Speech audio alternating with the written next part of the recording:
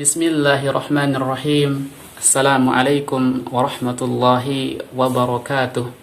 Alhamdulillahirabbil alamin. Wassalatu wassalamu ala asyrafil mursalin sayyidina Rasulillah wa ala alihi wa sahbihi wa mawala.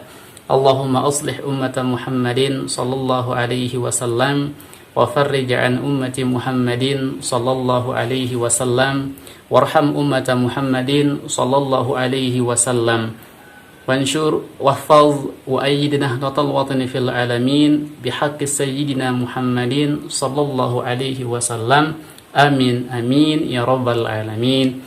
Ayyuhal ikhwan muslimin muslimat yang dirahmati Allah, alhamdulillahirabbil alamin. Segala puji bagi Allah yang telah memberikan kita umur yang panjang serta kesehatan sehingga kita bisa menjalankan ibadah puasa ini dengan baik. Alhamdulillahirabbil alamin. Di dalam bulan Ramadan ada satu peristiwa yang tidak bisa dilupakan, peristiwa yang sangat besar, yaitu yang kita kenal dengan peristiwa Nuzulul Quran, peristiwa turunnya Al-Quran. Jadi para ulama berbeda pendapat mengenai tanggal daripada turunnya Al-Quran. Bahkan ada yang berbeda pendapat mengenai bulan turunnya Al-Quran. Ada yang mengatakan waktu turunnya Al-Quran itu pada Rabiul Awal. Ada yang mengatakan turunnya Al-Quran itu, dan yang paling sahih adalah bulan Ramadan dengan dalil Syahrul Ramadan alladzi unzila fihi Al-Quran. Bulan Ramadan adalah diturunkannya di sana Al-Quran. Kemudian para ulama juga berbeda pendapat mengenai tanggal turunnya Al-Quran. Ada yang berpendapat 7 Ramadan, ada yang berpendapat 17 Ramadan, dan ada yang berpendapat 21 Ramadan. Sebagaimana yang tertera di dalam kitab Rahiqul Makhtum karya Syekh Safiyur Rahman Al-Mubarakfuri. Beliau mengatakan bahwasanya di sana turunnya Al-Quran pada tanggal 21 Ramadan. Jadi peristiwa ini mengenai tanggal atau bulan turunnya Al-Quran, kita tidak perlu memperdebatkannya, kita tidak perlu memandangnya atau mempersoalkannya. Yang penting kita yakini bahwasanya Allah Subhanahu wa taala menurunkan Al-Quran kepada Rasulullah sallallahu alaihi wasallam sehingga sampai kepada kita saat ini. Alhamdulillahirabbil alamin. Ayuhal ikhwan, dimanapun saja berada, sekelumit daripada sejarah turunnya Al-Quran. Turunnya Al-Quran ini berawal dari ketika Rasulullah sallallahu alaihi wasallam berada di Gua Hira. Jadi kenapa turunnya Al-Quran di Gua Hira? Kenapa tidak di rumahnya? Karena Rasulullah sallallahu alaihi wasallam pada saat itu dalam keadaan menyendiri. Kenapa beliau menyendiri? Karena orang-orang Arab dulu, orang-orang jahiliyah dulu hidup dalam keadaan yang sangat memprihatinkan. Mereka musyrik, mereka menyembah berhala, mereka membunuh mereka membunuh anak perempuan. Kemudian Rasulullah sallallahu alaihi wasallam tidaklah tahan, tidaklah tega atau tidak berkenan di hati beliau dengan keadaan yang seperti ini. Akhirnya beliau menyendiri di Gua Hira. Apa yang beliau lakukan di sana sebelum datangnya Al-Quran? Beliau bertahannuts di sana. Beliau berta'abbud di sana. Beliau bertafakkur merenungkan kekuasaan Allah di sekelilingnya sambil memantau kota Makkah dari kejauhan.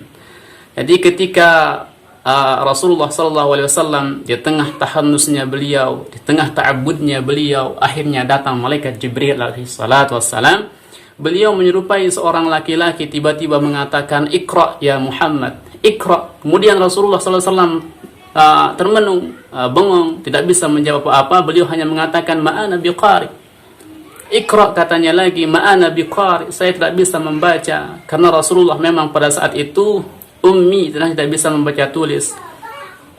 Ini membuktikan bahwasanya Al-Quran itu tidak sembarangan. Ini membuktikan bahwasanya Al-Quran ini benar-benar dari Allah Subhanahu wa taala, tidak bisa direkayasa. Kalau seandainya Rasulullah sallallahu alaihi wasallam bisa membaca dan menulis, maka orang-orang kafir memandang bahwasanya Al-Quran itu merupakan karya Nabi Muhammad sallallahu alaihi wasallam.